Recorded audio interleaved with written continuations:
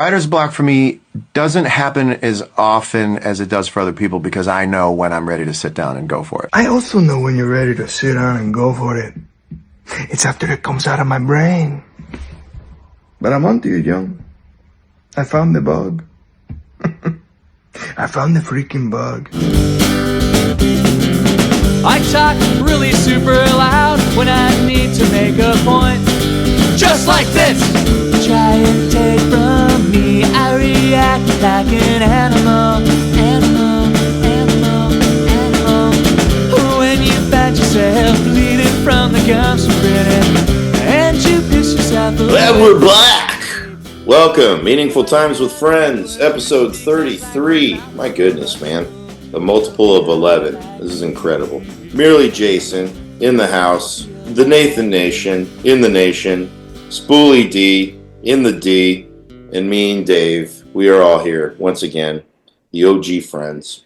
Do we have any apologies to kick off this episode? I'll get my little sorry doggy up here. Don't speak up all at once, guys. No.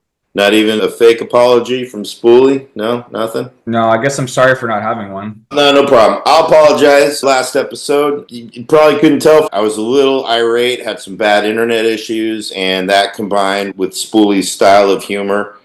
My internet was only wonky during Jason and Nathan's chat, so it was hard to pick up information. But the internet cleared up, specifically for Spoolie's digs at me from time to time, and believe me, I don't handle those things well because I am sensitive. I am thin-skinned. I don't hide it. Sometimes I might respond in tow. So I apologize for any of my irrationally seeming irateness. Try to do better. That's all I can ask myself, you know. So that's that. And now, this week, it's rare that we don't have like an immediate something burning to talk about here at Meaningful Times with Friends.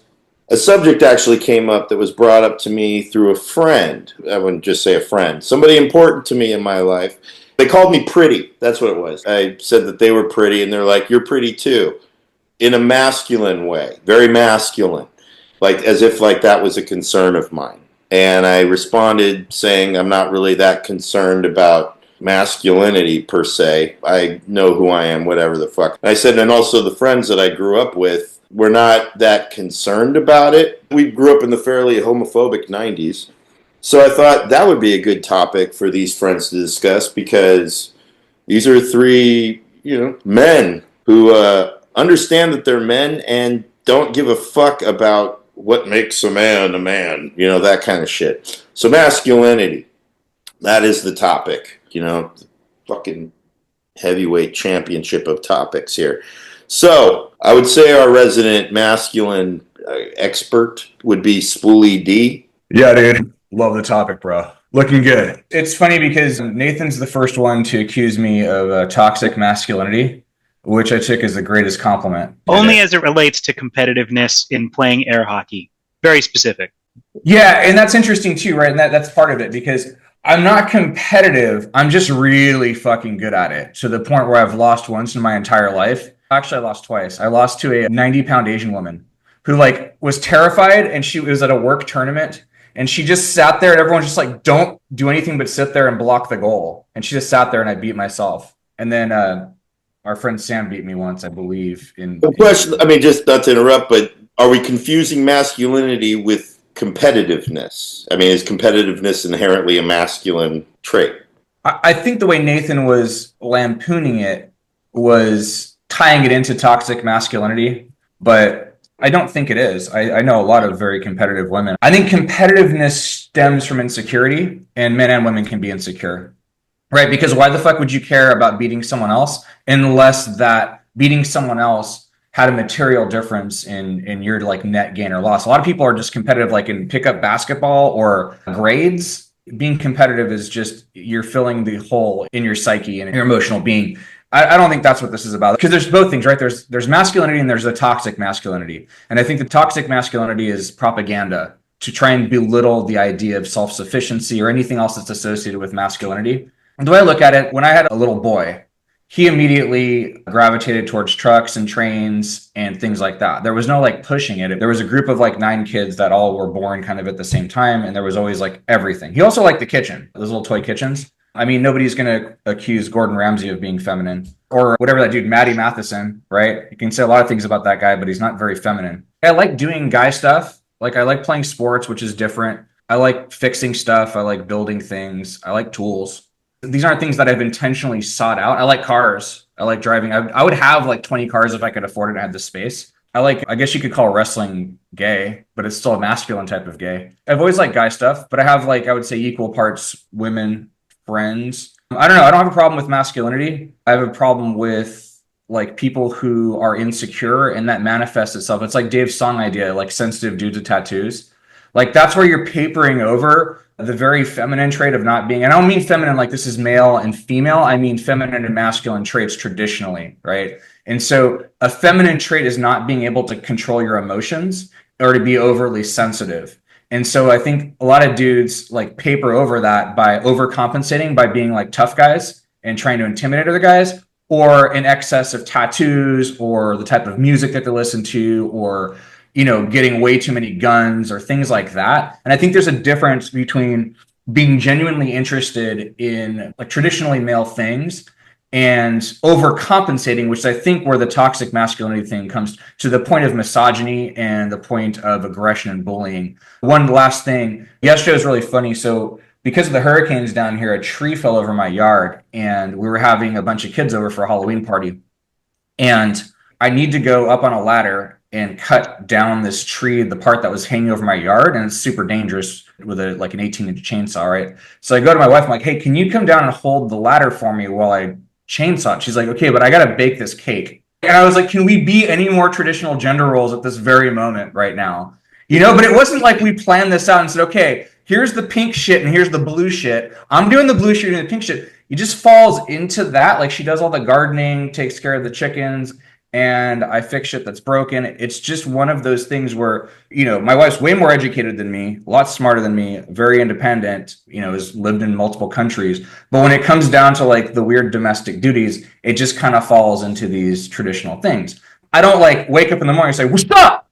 And start trying to intimidate her and pushing her around. It's just not necessary. I think there's a dichotomy, right? There's certain things that we probably have in common, and there's traditional male roles, and there's things that are manly. And then there's that other shit, which is really the opposite of manly, which manifests itself in overcompensating, which is really like bitch behavior, which is like covering up your insecurities and your emotions with traditionally like what's considered male behavior, up into including sexual assault. Thanks, Dave. Back to you.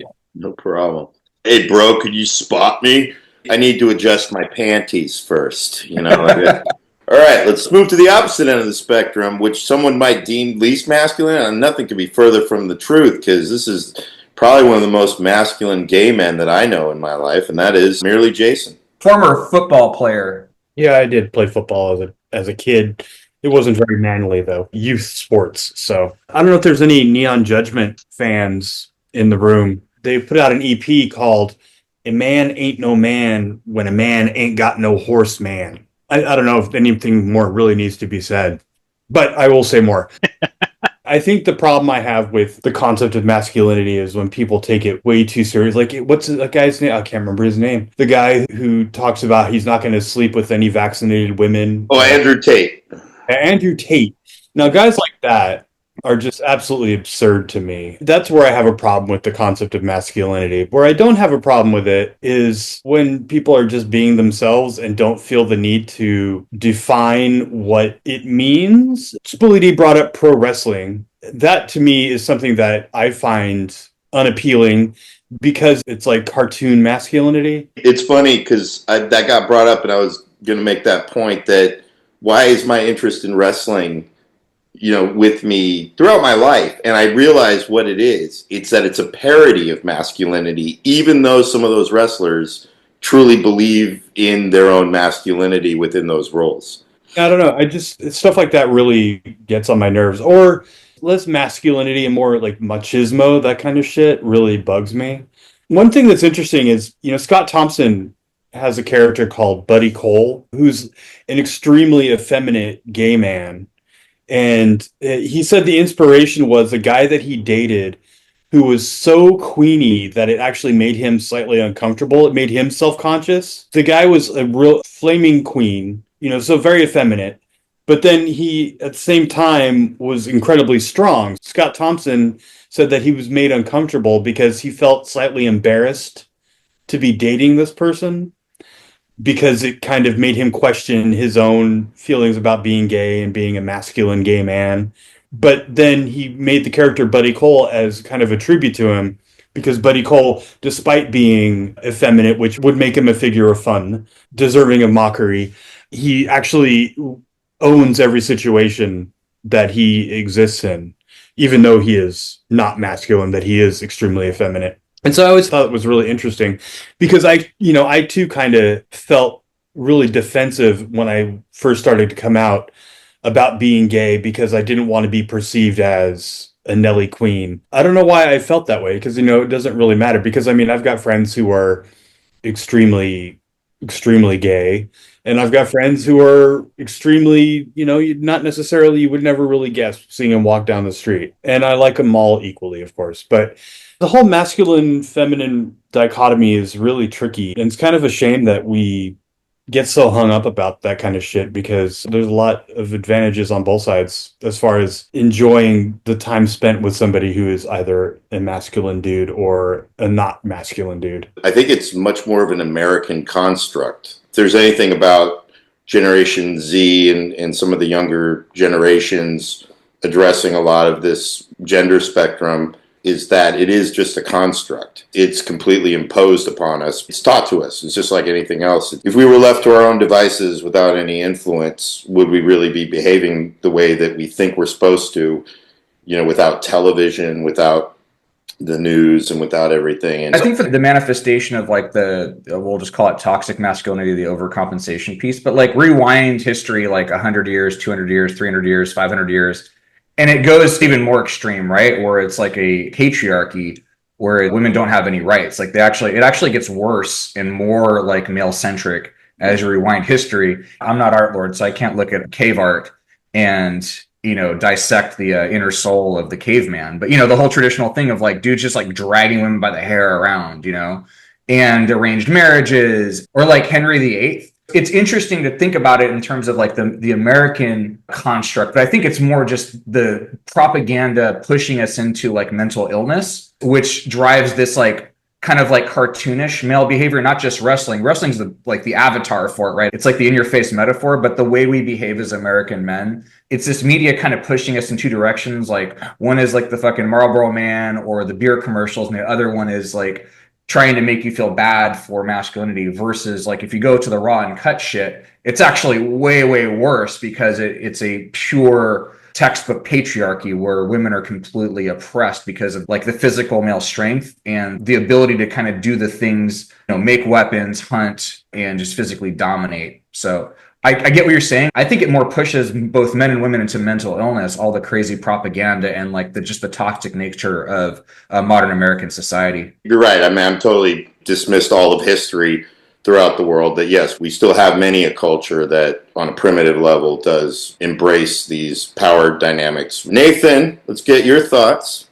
I was kind of struggling with how to approach talking about this. What I have to say is this. Typically in American society, a lot of what we deem to be typical male behavior is enjoyment of sports, liking cars and vehicles, and tools and fixing things. And those are three things that I am not particularly interested in at all. And so in distilling it down to that as symbols of masculinity within our society, what I know is that my disinterest in tools and fixing things does actually cause friction in my real life. My wife does like tools and does like to fix things and is handy, but somehow also resents that I don't like those things. And I've always wondered about that because if I were to tell her, I'm mad that you're not cooking, I can see that she would be really upset with me that I'm trying to impose some kind of gender role upon her. But when it comes to being a man, sometimes I personally feel, and this is just a generalization, that we get screwed in some ways. It's kind of a damned if you do and damned if you don't thing. You're not acting like a man right now. But, it is what it is. The main thing that I was thinking about when it comes to this topic, where I feel affected by these gender roles or this concept of masculinity, is when you are married and your wife has a friend or a coworker or a family member, and you're sort of forced into these interactions with people like, we're going over to this person's house next weekend and we're all going to hang out. Won't that be great? Now, I'm fairly introverted, but what I always ends up inevitably happening when you have these group dynamics is the women are going to go off into some corner and do all their shit. And as a dude, I'm going to get stuck with some dudes, either that I don't know or some family members of my wife's. And I'm going to get stuck with dude who loves to talk about shit that he fixed, right? Oh, let's go outside and look at my deck that I just fixed. Oh my God, I used a 6 7/8 for that shit. Oh my God. Or the worst thing is dude who just only talks about sports. Like, for me, that's the harshest male interaction that I just struggle with, because if it's a dude who talks about sports and he says we when he talks about a team that he likes, like, we won this weekend, man, like, to me, I instantly have nothing in common with that dude. And it becomes awkward because those dudes tend to live in a very black and white world where sports are first and foremost on their mind. It's their identity. And if you're like, well, what do you mean we? Who won? The Niners. You don't like the Niners? No. I think you don't like respecting people's pronouns. Raider guy, huh? You like the Raiders? You must be a Raider guy. And it has nothing to do with pronouns. I'm just saying, like, dude who thinks he's a part of the team that he watches has, like, issues. And I love being the guy that fucks with those people and be like, oh, you live in a tract house in Union City. You play for the Niners? Do you mean we? Fuck are you talking about?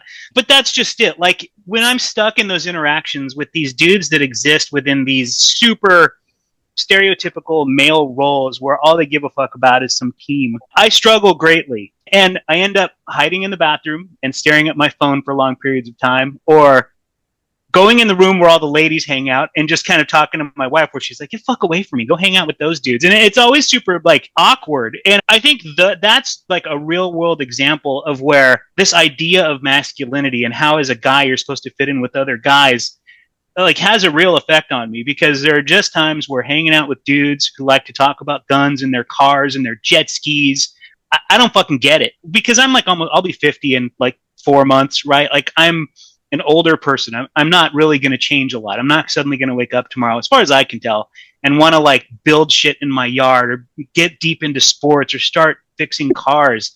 And so, like, my life is fairly fixed at this point. So other than just, like, those interactions, I can't think of real world examples of where I either care or have issues with, like, these gender roles that get sort of imposed on us. You should get super deep into the WNBA and women's sports, and you just start talking about, like, the Indiana Fever as we. It's just so weird. Can you think of any other form of entertainment where you sort of include yourself in the proceedings? Like, you go see a band. We won an Oscar today. The Melvins, man, we killed it last night. We were a little weak at the bass position. The Rocky. But when the drummer draft comes up, I think our drummer's going to solo real quick in the combine. It's bizarre to me. There's no bigger bitch move than buying a jersey and put someone else's fucking name on your back. That is the ultimate fucking cuck move. That's not we. That's like, I'm this dude's bitch. I'm repping this guy's name because I'm not good enough. That's the least manliest shit ever. Super manly, yeah. I was laughing longer than I have in a while at anything we say on this show. But the thought that the we of sports is a pronoun. I'm like, that is a pronoun. Holy shit. Yeah, I need to be referred to by we. I mean, and half of the time, these motherfuckers are like anti-pronoun shit. I'm like, you guys really don't know that you're pronoun more so than you realize. You're more of a they, them than you ever thought. And the reason why I even thought this was a good topic, you guys all have, interesting thoughts. This is what I was telling my friend when this came up. What Nathan described is exactly what I also experienced growing up. I've never been into being around dudes who talk your typical dude shit. It's funny, this group of friends, I would be more enticed to talk about, women or anything else, because there's just not this gross, base, dull, droll, easy to go to description of talking about anything, like say women, for instance, locker room talk. I'm not sitting there, hey, check out her ass or this, that, and the other. However, in this group, I'll be like, yeah, check out her ass. You know, I don't know, the tone's different. When I would go to family gatherings and, you know, the men would congregate in one area, I didn't like that chat. And then I would generally wind up with my cousins or my aunts or whatever, just kind of sitting there because it wasn't anything other than it just felt comfortable. There was no pressure to keep up with a forced conversation that I genuinely was not interested in.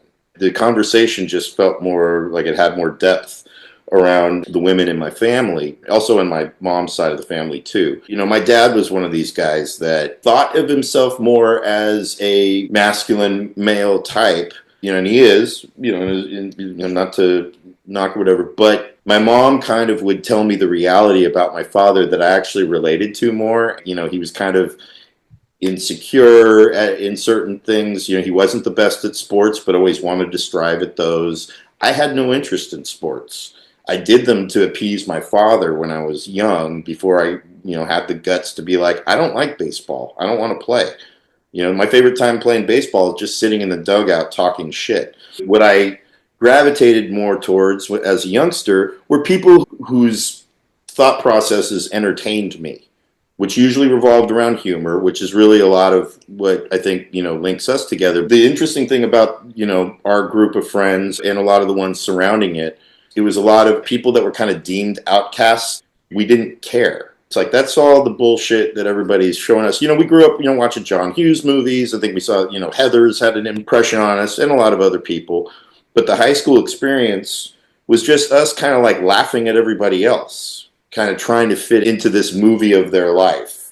And when it came to this whole idea of what makes a man, what makes a woman, this friend circle, not to say that it was so woke, but it was just ahead of the curve in terms of like, that shit is made up. It's as real as the level of competition in a wrestling match. It's a lot easier to be around people where you're not putting on a front, you're not wearing some kind of psychological costume. You guys would talk freely about a lot of things. I was surprised at how comfortable you guys were, and it wasn't in that bro homoerotic behavior to prove that you're not gay. It's like that homoerotic homophobia behavior. We have Jason, who obviously came out gay. Like, I remember when my mom even asked me, is Jason gay? And I'm like, I don't know. He's had sex with a chick. I know that. You're sharing that with your mom. Oh, Jason fucks, man. She was like, is Jason gay? And I'm like, I don't know. Our interests were music and acid, LSD at the time. She's an adult and all that. And I was just like, I don't know, but I know that he had sex with a woman our freshman year. The next time she sees Jason, she just like makes eye contact with him and fist bumps him. Just nods, walks away. Nice. Slaying that ass. I didn't. But at the time, what I'm saying is that I didn't care. It was funny, just how shy I was when it came to like, if I liked somebody, it's like I couldn't tell you if I liked somebody because then you're going to go around and fucking talk about it to somebody else or maybe take things into your own hands. It was kind of like, no, I like that person, so leave them the fuck alone. I relate to that 40-year-old virgin line of like, I respect women. I respect them so much that I completely stay away from them. So that's kind of a genuine feeling from that time. The thing that appears, any level of what would be stereotypical masculinity is I have a costume of a personality that generally is like the archetype of heavy music. But you meet these types, it's a very welcoming, for the most part, sensitive male environment. A lot of them came up in broken homes. A lot of that community tends to be, I guess, progressive. I understand where people come from with the thought of toxic masculinity. It's really this confidence and arrogance around power, around some type of power. I've always had an attraction to women that were tomboys, and I've loved female wrestlers. I like fit women that are, kind of beefy. And then when, I see in the comments, they're like, if you like a chick like this, you're gay. I'm like, well, then fucking gay me up for these chicks. I don't give a shit, man. This stuff was so stupid. Like, we just looked at these things like, this is what stupid people are concerned about. I remember one of the things I did, this is long before the rainbow was a thing. I remember I bought some colored bracelets for when I was dating. That's a huge bitch. And I bought her these bracelets in our brief, 3-month relationship. I gave her one and she liked it or whatever, wore it. And I had the rest of them and I put them on my chain wallet. I put it on the little thing. I put the rest of them I don't know, it was just something, just being goofy or whatever, just experimenting with style. I just left them on there, and it was sort of like my homage to just my feelings for. That's a huge bitch. And I remember Richie Barr being like, "What do you have these bracelets on for, man? Looks pretty gay. This, that, and the other." I'm like, "So what?" I liked it, and I didn't think it was any big deal, and I didn't take them off because of that. If anything, I had the reaction of like, "Fuck you, Richie. I'm fucking. Who gives a shit?" That to me was, again, sort of like that imposed perception. Again, gayness and masculinity. We grew up in the time where gayness was wedged with femininity, and yet it's not. It's or male gayness. And even in the lesbian fucking stereotype, butch lesbians are like usually the punchline, and men are into men. Wouldn't that be the epitome of masculinity, of like appreciating masculinity, if it turns you on? And Yeah, but that should be your stand-up album name, The Epitome of Masculinity. yeah, it could be. There's such a weird arbitrary nature to like the subtleties between what's gay and what's not. Like wearing a bunch of bracelets is gay, right? Like so certain forms of jewelry, but can you imagine anyone being like, look at all those gold chains Mr. T wears, what a homo. Like no, like it doesn't make any fucking sense to me. Wasn't that an Eddie Murphy bit though? Like the absurdity of Mr. T wanting to fuck you in the ass? I mean, look at Eddie Murphy at the height of his most homophobic material. He's wearing the tightest of leather suits. It's all psychological. Wasn't one of them purple or something? Yeah, too? Like, yeah. Well, that was the 80s, through and through. And that's what I'm saying. It's like, again, not really done in an attraction rather than promotion manner, as we say in recovery. But I do agree with the premise of what a lot of younger generations are trying to let everybody know, that, yeah, gender is a construct, albeit it was rooted in very primitive behavior and probably power dynamics of, strength at a point in time when that was a reality. But as we evolve or devolve as a culture, it's up here. It's your brain that's really what determines your survival in our culture. Yeah, it's that difference between the bracelets and like the stuff that's like culturally gay versus like the traditional masculine things. We hosted a Halloween party and there were probably 6 women, 3 dudes, and like 12 kids, right? And there's like games and shit. It was like a full-on like Halloween thing for kids with all sorts of games and prizes and shit. So here are my 3 interactions with these dudes. Actually, there's 4 dudes. One, we talked about photography and architecture. The second dude, we talked about his kids are like 5 and like 3, and they're both like super into the opposite sex. And he's worried about basically being a grandpa way too early. So we had that conversation. He's like, maybe I should put some like birth control in their drinks. I'm like, what, are you going to drop a diaphragm in his Kool-Aid?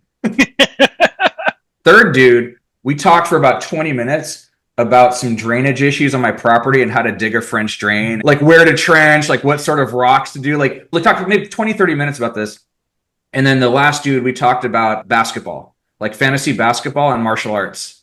It was like, you're fucking living hell. I remember one time we were going to band practice when I was in Funeral Shock, and we practiced at Lennon Studios, and it's not far from a gym. There was a group of very muscular, pretty obviously gay dudes, but they were all super fit. And I mentioned to Dan, I'm like, yeah, love to see a homophobe run up to this group and yell a slur at them. But that's the thing, is I'm now projecting this thought that just because these men are muscular, that they would respond in like a primitive manner, as opposed to just being like, well, that was rude. It is a construct. Again, I assume that because somebody takes care of themselves and wants to be physically fit, that automatically induces some testosterone level behavior. I don't know the culture. There's nothing more little dick energy, as they like to say, than being concerned with what is masculine and what is feminine.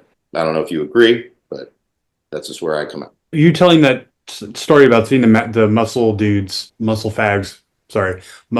homosexuals, reminded me of this day that I think probably the only time that I've ever really kind of been in awe of somebody's masculinity. It had rained and I was walking down the street. It was just dead quiet, and it was kind of mid-morning. I stepped on a wet newspaper that just turned to pulp and mush under my foot. And so I started to slip like backwards, like my foot went out in front of me. And just at the same moment, these 2 giant muscle dudes who were on their way to the Eagle, the gay bar around the corner, were passing me. And one of them just reached out with one hand and grabbed me by the arm and lifted me up and stopped me from falling. And I was like, oh, That's what it feels like to be rescued by a strong man. It was the most amazing experience of my life. It was really like an epiphany, like, wow, this huge muscle dude had the timing and the reflexes and just was able to just grab me by the arm and stop me from falling on my fucking ass. And it was absolutely incredible. It was like one of the most beautiful moments of my life. So there's something to be said for masculinity. I mean, that's what I'm saying. When my boys got my back, well, isn't that men coming to your rescue as well? And now some funny lines from the rest of this conversation out of context. We're in the green room, let's talk, bitches, let's talk whatever the fuck. If I was in a room and some dude earnestly said, let's talk bitches, I would be like, all right, now I'm in. This is interesting. Yes. Well, his idea of like, yeah, man, what, you don't want to bang this chick after like 16 other guys had a hand at her? I'm like, no, it just seems unsanitary. And I'm not even the cleanest person. I'm just like, goddamn, dude, like that's a lot. And it just seems like she'd be tired. And This doorman, ex-college football player, and it's like 3 o'clock in the morning. He's just done like a line of coke. He looks at me and he goes, so, pussy or asshole? What do you prefer? Like, shit, dead fucking serious. So that's his coked out version of small talk. oh my god. What was your answer? I'll tell you offline. His was asshole, right? I'm just thinking like, he must have a tiny dick. All right, we've really hammered this home, and we Have fun editing Did we this. hammer it in the pussy or the asshole? Yeah, exactly. So we got to move on. Again, growing up, one of the strangest phenomenons that still is in the culture today, but had like kind of a stigma when we were growing up, is role-playing games. Everything from Dungeons and Dragons to Marvel Comics to any major comic book or just imaginary entity, Top Secret or something like that, or it was some spy role-playing game. But role-playing games were kind of a phenomenon from growing up. And yet they're still here. They're in video game culture. They have massive multiplayer online games, probably the most famous of them being World of Warcraft. There's a lot of them. And they still break out the books. They break out the 20-sided die. Yep, there it is right there. The player's handbook that merely Jason is holding right there. It's been a phenomenon that's stuck with our culture since its inception. So let's go around, and since he has the playbook right there, how about we start with merely Jason? What are your thoughts on role-playing games, buddy? Well, my first experience with role-playing games was playing a game system called Tunnels and Trolls, which was kind of like budget Dungeons and Dragons, much smaller scale, like not as much of an infrastructure like business-wise around it. And, it was fun. You just kind of imagine you're going through a dungeon, like you got the dungeon master who's describing the environment that you're in and is kind of in control of the game, and he will be in control of all the monsters and traps and whatever. And then you get the players who are all, they pick like, I'm going to be a dwarf, or I'm going to be a halfling or an elf or whatever. Then you make characters and you roll dice to get your attributes. Well, the biggest issue for me was always respecting the random chance. I would always want to re-roll if I didn't like what I rolled. So that's kind of where role-playing games fell apart for me, was wanting to cheat. Like, the urge to cheat was too strong.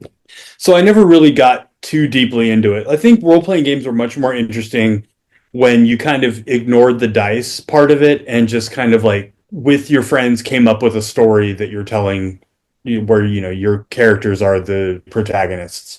Role-playing games were fun, but only to an extent, because if you took them seriously and you played by the rules, they weren't as much fun. But then that's the whole point of the thing, so that's kind of where it all fell apart for me.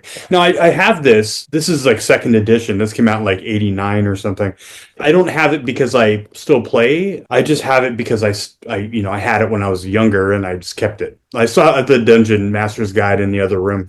Role-playing games are fun. Dungeons and Dragons is like the most famous one, but I think the one that I enjoyed the most was a sci-fi game called Paranoia. It was much more like kind of silly and never actually got a full game going. Like I tried to play it with Dave once, but it's kind of hard to play a role-playing game when it's just two people. The game master and the other person is the player.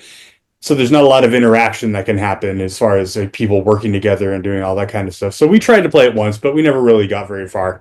It was mostly just kind of a way to come up with a silly story to tell each other. And then I remember being very confused finding out that video games had role-playing games. It just didn't seem to make much sense to me. The first one I played, I think it was Wizardry, which was cool. on the PC. But then Final Fantasy VII was like the biggest thing ever that came out on PlayStation.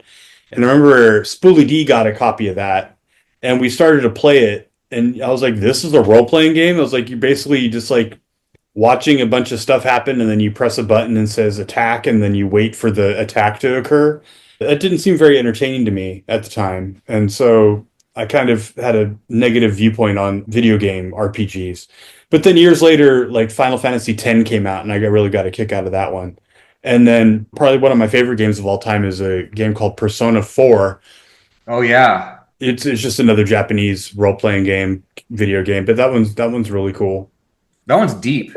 I don't really play video games anymore though, so I kind of like flirted with role-playing games and flirted with video games for a long time, but I guess that neither of them really had much staying power for me, even though I still have like a bunch of video game systems and video games and Dungeons and Dragons books. I don't really play any of it anymore. I don't really have any experience with role-playing games outside of one instance. I went to Milani School in Newark, and so this would have been like 1986 when I was in 6th grade, and they brought a bunch of people from the library into the school to like teach kids how to use microfiche and like all the different programs you could do at the library. One of the people were signing people up to go to the library where they had Dungeons and Dragons. You could go and play it with other kids. And in 1986, Dungeons and Dragons wasn't really part of the zeitgeist. People weren't talking about it. It wasn't really something that I had ever heard of. And the person who was signing people up really didn't understand what it was either. They did like a really horrible job of trying to explain to me what this was. And I don't know what my little 11-year-old brain conjured up to make me imagine what Dungeons and Dragons was, but I was like, I'll go check that out. So I remember like that weekend having like my dad or something drop me off at the library. And there's like a little back room or something at the library. And I go sit down with these kids. And it was, you know, all these little multi-sided dice that they're playing. And some person's the dungeon master. And anyway, it was 100% not what I had imagined Dungeons and Dragons would be. And it's just one of those things where I knew right away that this was not for me. I wasn't trying to pass judgment on these people being a bunch of nerds or anything like that, because I like plenty of nerdy stuff, but I just was like, I don't get this as something to do for fun. And this whole subject made me think that I just don't like games in general. Like, I don't play video games. I don't watch sports. I don't like to go to Vegas and gamble. No, I love my sister very much, but whenever we're all together as a family, whenever there's a lull in activity, my sister is that person that's like, let's play a game, guys. And there's always like some board game or something with cards that she wants to play. And I'm always like, I'm going to quietly move into another room to avoid this right now. I don't know. I feel like I can't really offer much perspective on what role-playing games are. I feel like I don't even really understand, for the most part, what they are. Is it like going to a Renaissance fair where you assume some sort of character and you have to stay in that character for the duration of this game? Like, see, I feel like I have a fundamental misunderstanding in general of what these things are. Yeah, that's closer to LARPing, which is live action role playing. Let's hear Spoolie D's thoughts. Yeah, I've only played a role-playing, like the traditional role-playing game once, which was with you. I had no idea what it was. Like, I didn't have interesting friends before Dave and Jason. So, you know, we just did normal kid shit. And then they're like, do you want to play a role-playing game? And you have to understand, too, is like, I didn't understand the nature of propaganda. All I knew was Dungeons and Dragons would like make you worship the devil and kill yourself. That would make it more interesting, for sure. Right. And then here are these kids who like listen to heavy metal, you know, which will make you worship the devil and kill yourself. And they also play role-playing games. But quite frankly, I didn't give a shit because nobody else I knew really had a good sense of humor. So that's my priority. So if these guys are going to worship the devil and we're going to kill ourselves, at least we're going to go out laughing. Like, literally every interaction with me and Dave has the same arc, right? It's all fun. And then there's some fucking asinine conflict that devolves into a fucking like lifelong fucking argument. So we're playing this game and I didn't fucking know how it works, but like I thought it was really cool because it's like Dave's just making up the plot, right? I'm like, oh, I didn't know how this worked. I thought we were like gonna light candles and fucking cut ourselves. And like, I didn't know what a fucking fragment grenade was, but here's one thing that happened, Nathan. Like, it's a spy game. I'm like, yeah, okay, I want to run over this guy's neck with a fucking limousine, right? And Dave's like, oh, he rolled a luck point. And I'm like, what do you mean a luck point? He fucking drove over his neck. So anyways, I found out like a fragment grenade would do a lot of damage and had a high probability of striking. So like, I'm like, well, fuck it, I'm just going to do that. If I can't run over a dude's neck with a car and kill him.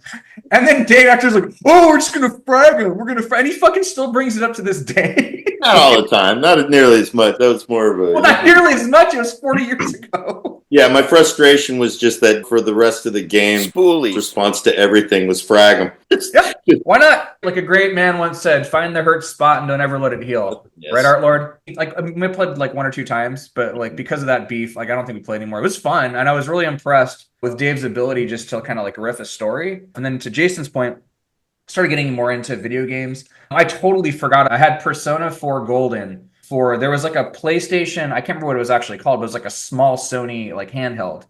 And I played the shit out of that game, and it was deep. Like you got to like build relationships and like get fighting skills, and there's like 2 alternate universes. It's a really good game. And then Grand Theft Auto is probably my favorite like role-playing game. At least San Andreas. Wait, so Grand Theft Auto is considered a role-playing game? People don't really think of it that way, but it operates on the same complete principles because you're in an immersed world where you can do a multitude of things. There's a main storyline. You have a 3D interactive world, and you can choose to do various side missions and whatnot. Would the arcade game Dragon's Lair be considered a role-playing game? You're Dirk the Daring, and the whole point of it is you're going to rescue the princess from a dragon at the end, right? You can really only go like 1 or 2 directions. You have to use a specific set of moves to get to limited each panel. Yeah. There's limited variables. The thing that makes a video game a role-playing game is the customization of a character or character development. So you can gain skills and strengths. The whole idea of a role-playing game is that you can customize your character by gaining attributes. So like in Grand Theft Auto, like, you do things and then your certain skills improve and so on and so forth. You have choices. And I mean, your closest, actually, Nate, you have done something adjacent to role-playing games, and that is choose your own adventure books. Mm-hmm. Those are very similar concepts because your choices affect your outcome. And similar to what Jason was talking about, I also cheated at those, right? Like you go ahead and you're like, ooh, I don't like that outcome. I'm going to go back. Yeah. Everybody did that. You want to have your cake and eat it too. So it's like, how much you want to commit to what it is until you get to an end. But then the thing with the choose your own adventure book, you go back and you can choose different choices and read a different story. I don't play video games since I quit working in them, but the one that actually intrigues me the most is Red Dead Redemption, because I played the first game that Rockstar put out that is all based on, called Red Dead Revolver, and I was into spaghetti westerns at the time, and that was a video game that was completely inspired by all things spaghetti western. There's levels that are lifted from popular spaghetti western movies, but then they went a step further because Rockstar first bought that game from another developer, and then what they did was they took the concept and then they create like an entire immersive world with it, and the technology developed with it, and Red Dead Redemption was what they came up with, where you have a completely immersive role-playing game, interactive world in a spaghetti western time and style. So those have been just as popular as Grand Theft Auto. But role-playing games, I didn't even know about the kids that got themselves in trouble, or some kid shoved another kid off a cliff and somebody died or some shit. That was the myth. I asked for it for Christmas one year, and I got feedback that no, they have potential to be satanic. And I'm like, well, I'm going to still check that shit out if that's what you're telling me. The game that introduced me primarily to role-playing games was Top Secret, which is the espionage game. I just looked it up because I was like, am I confusing it with the Val Kilmer, Zucker Brothers movie, Top Secret? They named it the same shit. I don't know why. But I remember that seemed more interesting to me, and I would just buy the games without even having a set of friends that already were familiar with it, and I would read all the materials.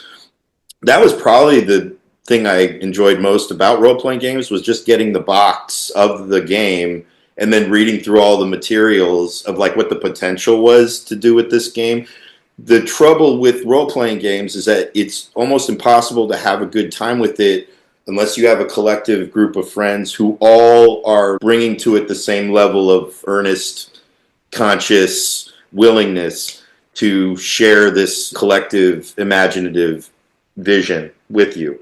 And I've had moments where that was the case, and the players that made it the most fun for me it would be when I would stay over at Mike Still's house, and the favorite games I played was with him, his older brother Jerry, and their family friend Rob. The reason being, our top secret games would always turn into a Lethal Weapon movie. For whatever reason, Lethal Weapon movies were my jam. I didn't wear it on my sleeve, but I really enjoyed Lethal Weapon. Lethal Weapon 2 is my favorite.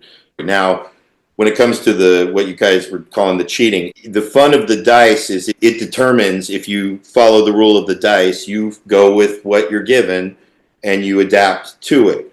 Of course, you can cheat if you don't like what you're doing, but to me that just makes the game less fun, only in that it's more fun to be imaginative and try to adapt what the outcomes are, because it's all just in your imagination. The thing about board games that I think made them more appealing is the rules are hard and defined. Role-playing games are malleable. You can take what you want and leave the rest or whatever. There was one game, though, that got really popular with all of my friends' circle in high school, and we would get together and have parties with it, and we would spend all day playing that shit, was Risk. I don't think it was with you guys. This was with, like, Richie Barr and I think Phil Martin, Joshua Mooney Capella, if you remember him. We would have days where we all congregate somewhere and we, get a bunch of sodas together and all that shit, and we would just spend all day playing fucking Risk. And that shit got fun, playing World War II all day. Most of the time we would have somebody who was close to winning. It's such a long game, it can take forever. But it was a lot of fun. I really enjoyed the Marvel role-playing game. I never found people that were able to make a game of that worthwhile. I had a Judge Dredd role-playing game. I don't know if we tried that, Jason. We might have tried playing that once, because I know you were a Judge Dredd fan. I have the game. I think I still do somewhere in storage. And then I also bought a role-playing game I never tried called Cyborg Commando. It was a real cheap one.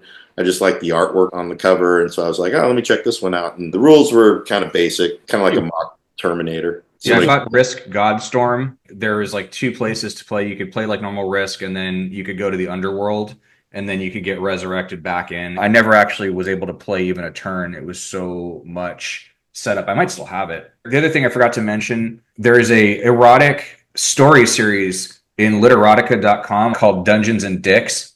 And the plot of it is like a bunch of couples get together like regularly to play Dungeons and Dragons. And then, one thing leads to another, and they're all just sucking each other's dicks. Will I be able to look that up for any visual elements and not have my algorithm completely fucking me and Googling it? I would use incognito mode. I don't need to hide it from anybody. I'm just saying. This is what I'm telling you, is the only thing that incognito mode is good for is not fucking up your algorithm. Oh, you know what I forgot? I forgot to mention. It wasn't Dungeons and Dragons that made me interested in role-playing games. It was a movie that I love. It's a movie that kind of is highly underrated from the 80s, Cloak and Dagger. Classic Dabney Coleman movie, and the whole premise of that movie is rooted in a role-playing game with Jack Flack and Henry Thomas playing the kid, most known from E.T., but that was his secondary movie. And I think role-playing games has kind of appealed to kids, at least of my generation, just because it was an escape, because you had day-to-day bullshit of school, you had parents, you had all that stuff, and here was just a world you could just immerse yourself in and escape from and be something else, like a mental avatar of what you wished you could be. You could be a man. It's funny, again, being that when we started off with the masculinity topic, because one of the things that I know about myself, I have an appreciation for romantic stories, like, being a romantic. And one of these stories that kind of was more contemporary in the 2000s is Scott Pilgrim versus the World. It kind of got brought up in our chat. Scott Pilgrim versus the World is made by Edgar Wright, which I'm a fan of his work, and I was not familiar with the comic wherever it came from, but the movie I thought was very imaginative and well done. There's a song in it and a sequence that I really enjoyed. The song is called Black Sheep. It's by a band called Metric that wrote the song for an album, and Edgar Wright was looking for a song from them to contribute to the movie, and they had written this song already that fit perfectly. It's in a sequence featuring Brie Larson, who plays, I forget the name of the character, but she plays like a pop star that's an ex-girlfriend of Scott Pilgrim's, and they have a whole sequence where this song comes into play, and I really like the song and the version that Brie Larson sings. The Metric version is good, too. I think it just, in the context of the movie, I really enjoyed Brie Larson's version of it. So the song is Black Sheep. It's a pretty conventional kind of pop-written tune, but it has a haunting feeling to it that I really enjoyed. Scott Pilgrim is after this Ramona Flowers. He really likes her. There's something about her that's mysterious and appealing. But he's learning about all these ex-boyfriends that she has in her past, and he has to defeat them all throughout courting her. And the context where this song comes up is him learning in real time at a concert of his ex-girlfriend performing that Ramona dated the bass player of the band, who's played by Brandon Routh or whatever. It's probably one of my favorite roles he's ever done. The irony being he was a very masculine vegan. He had like superpowers that all were sourced from his veganism, whatever. They battled later. But the song itself was just something that appealed to me. I don't have the song math. I'll let Spoolie D break down the song math. But let's go around. I'm assuming the least interested in this song, just based on his response, will like, you like this song, is merely Jason. So let's get merely Jason's thoughts. The reason I was asking if you liked it was not because I was like, you like this? I was questioning, oh, are you suggesting this because you like this song? It was just, I needed further information and context. It wasn't like shock and horror and I can't believe and dismay or anything You like that. never know. And we're insecure dudes, all right? Just clarify. That being said, I don't really like it, but I mean, there's nothing wrong with it. It's fine. It's not offensive or bad or anything. I don't think it's a bad song. It just doesn't appeal to me. I love that movie. I think the movie is really fantastic. And I really resisted that movie because I hate Michael Cera. Like, I just have this like deep, passionate hatred for him. And I hate anything that he's in specifically because he's in it. But I thought this movie was really good. And it was good casting in that the character Scott Pilgrim is actually a terrible person and really a loathsome character down to his core. I have nothing against him as an actual person. Like, it just, there's something, it's one of those kind of instinctive chemical reactions to people. Like Clive Owen, I also can't stand Clive Owen. I have no reason to dislike Clive Owen, but I really hate Clive Owen. Something about him just repels me. Anyway, all that being said, this song, you know, it's fine. It was an appropriate song. It was well performed.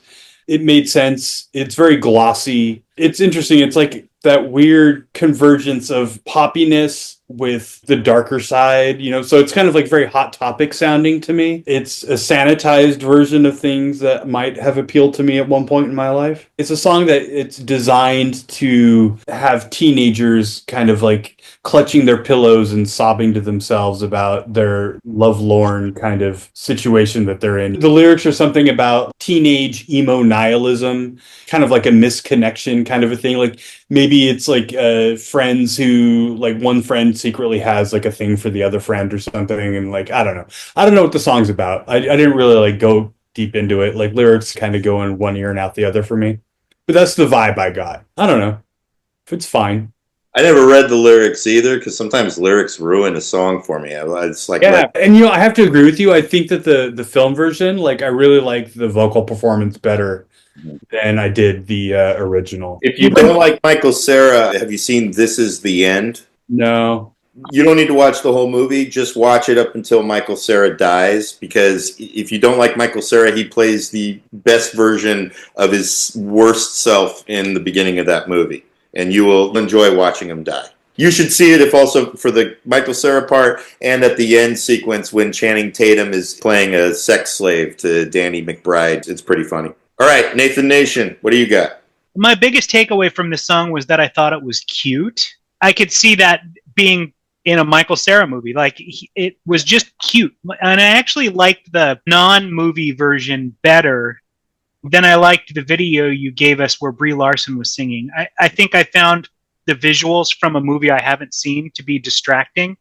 And very similar to Jason, I don't care for Michael Cera either outside of Arrested Development. His whole awkward nerd act was cute when it was in Arrested Development, but then he proceeded to do the exact same thing in every single thing he's ever done since. Awkward, nerdy guy. And so the video with Brie Larson, they keep showing him with like this shaggy bowl cut, and then everyone around him, including the women, have the exact same shaggy bowl cut, except they have bangs and their hair is blue or pink or purple. And it was just completely distracting, and I couldn't latch on to what the song was, because I'm like the whole time like, what is, I don't understand, I haven't seen this movie, I don't know what's going on. Like, of course they keep showing Michael Cera and he's like looking awkward exactly like he is in every single movie. And so it was easier for me to take in the song just listening to it without the video element. which I thought it was okay. I didn't dislike it or like it all that much particularly. I wouldn't seek it out. But if I was in Hot Topic or some other place buying some Doc Martens when I was like 19, I probably would have been like, this is all right. Cool. Spoolie, break it down. It's an interesting pop song. It's very intentional. Like what Jason's saying is like you started off kind of stripped down with just 4 measures of mostly bass as the predominant thing in vocals. And then the predictable after 4 measures. This is a game I like to play. Like when I hear songs on the radio, like, okay, here comes the rest of the instruments. Okay, here comes the change. You know, it's all just like 4 measures of stripped down, then 4 measures of adding some sort of like instrumental gimmick, like keyboard or extra guitars. And then it breaks into this like sweeping vocals, almost like the Yeah Yeah Yeah's Maps. If you listen to that song, it's almost exactly the same vocal temperature and sweeping in the same chorus. And it just kind of repeats that a couple times and then dies out. I did look up the lyrics while Jason was talking about it. It's not great. There's nothing much in there in terms of lyrics. I did like every time they went over to Todd, it was like his version of like Blue Steel. Like it was the same facial expression every time they cut to him. Exactly. Like no matter what the sequence was for that movie, because I really liked that movie. I saw it when it came out. And I think at that time, you think about 14 years ago, how old we were. It's kind of like the tail end of my youth. And then that was like kind of like just really of that time and of that moment, especially living in San Francisco or living like spending a lot of time in San Francisco. And just, it was like artistically different. Like I do have a soft spot for the movie. I need to rewatch it to see if I like it as much. There was nothing like that at the time either. And the way they kind of told the love story and almost, tying everything together, right? It's like this male-female love story as well as a role-playing game, right? Tied together. And the song is like video game grade, intentional, glossy pop, very catchy, but it captured the mood of the movie perfectly. And so in context of the movie itself, I thought the song was perfect. If you like threw it at me like now cold without seeing the movie, it'd be like, yeah, it's a well-constructed pop song with lyrics I don't quite get. It's funny that the movie is what kind of gets brought up a lot with this, but at the time, there's only one other movie that I would say was kind of equally as immersive in like creating the look of the world from the source material it's inspired by, and it's a movie with Clive Owen, and that's Sin City. It literally is lifting the graphic novel and just making it move. And Scott Pilgrim was like kind of taking that same concept and applying it to the world of Scott Pilgrim. It's not meant to be photorealistic. It's meant to have a feel of, yeah, you're in a video game and whatnot. And this song is sort of like this weird, broken-hearted, romantic break in the movie. And what Jason described, the song that you're listening to when you're, kind of lamenting your romantic mishaps. I was the epitome of that, and I would have songs I would listen to in those moments of unrequited love. If I heard this when I was a teenager, this song would be in the midst of all of that. Failure was a band that when I discovered them, I would put them on when I was in that mood and could listen to a whole album by them, and it would fit the mood. So yeah, Jason kind of nailed it. Was this movie based on a graphic novel or a comic or something? It was a very specific look to the video where they all had these bowl cuts and it was all different colored hair for the women. Was that a look in 2010 or was that the look of that comic? The movie is based on a comic. The comic took a lot of inspiration from video games. So, like, the band is called Clash at Demon Head. That's actually from an old Nintendo game called Clash at Demon Head. Scott Pilgrim's band, Sex Bob-omb. Bob-omb is a character from Super Mario Brothers. It's an enemy in Super Mario Brothers called the Bob-omb. So their band was called Sex Bob-omb, which is simultaneously, I guess, a reference to Flipper. The aesthetic of the comic, it's a Canadian comic. The guy who wrote it is Canadian. But it's very inspired by manga and like Japanese anime.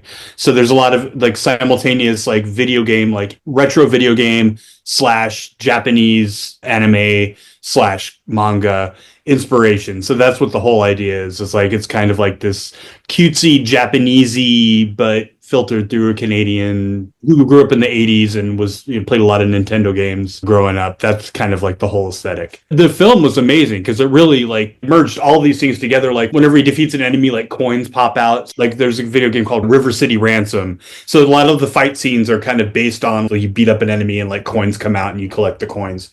And that's how he levels up and, that kind of stuff. It was really cool. It's like, it really reminded me a lot also of like Speed Racer, the Speed Racer film by the Wachowskis. Like where it just really managed to like create this whole look based on all these aesthetics coming together. It was really cool for that. But yeah, check out the movie, Nate. You might dig it. Well, thank you, fellas, for checking that out. And as usual, for all things Meaningful Times with Friends, we have reached the end of the road of episode 33.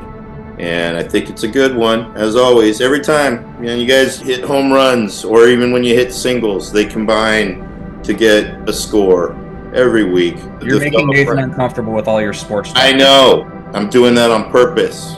Slam dunk, home run, triple play. Called a flick in the ball. Pass it, play action pass. What do they call it? I'm flicking your balls to try and break the man out of you. Shout out Robert Mann. Join with the friends, Nate, and just go with it. Thank you again, Merely Jason, the Nathan Nation, Spoolie D. I've been Mean Dave. Thank you for checking out these episodes. Again, hey, if you want more friends to have something to talk about so you don't have to talk about sports, tell your friends about these shows so then you can talk shit about us. And then maybe feel free to drop us a line if you know us or if you don't. Interact, engage, motherfuckers. We're not afraid of you. Come at me, bro. All right. See you next week.